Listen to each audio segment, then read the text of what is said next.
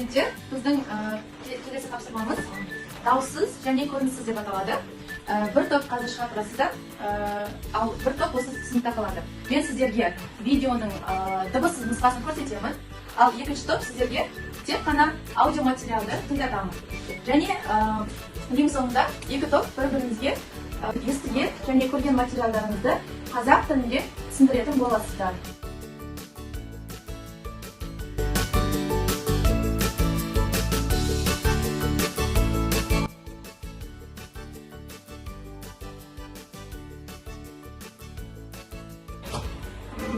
Ел аузында ертеректен, ертек болған қызық көптен. Бір әңгіме есімде бар, айтып соны баяндайын. Ерінбейін, аянбайын, тыңдау үшін кел балалар. 500 жылдар шамасында, сонау ертіс жағасында, болған біреу саржан атты.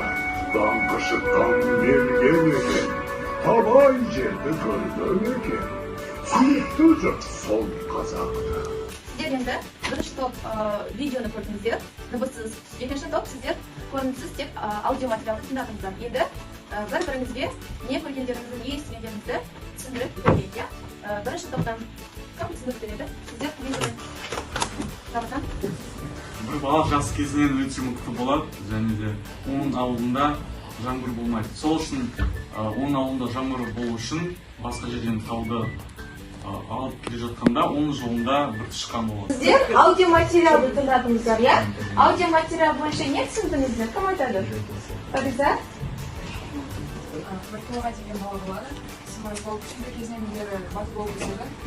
Ол өскен кезде оқу жолында жаңбыр жауады. Ол басқа жерге барып, тауды тауда өзінің арқасына салып алып келе жатқанда оның жолында саршылық ол қоламай саршылықты басқару үшін ол көрсетеді. Енді осы видеофильмді даусымен, көрінісімен бірге қайтадан қарап тұрсаңыздар болады. 500 жылдар шамасында, сонау ертіс жағасында, болған біреу саржан атты.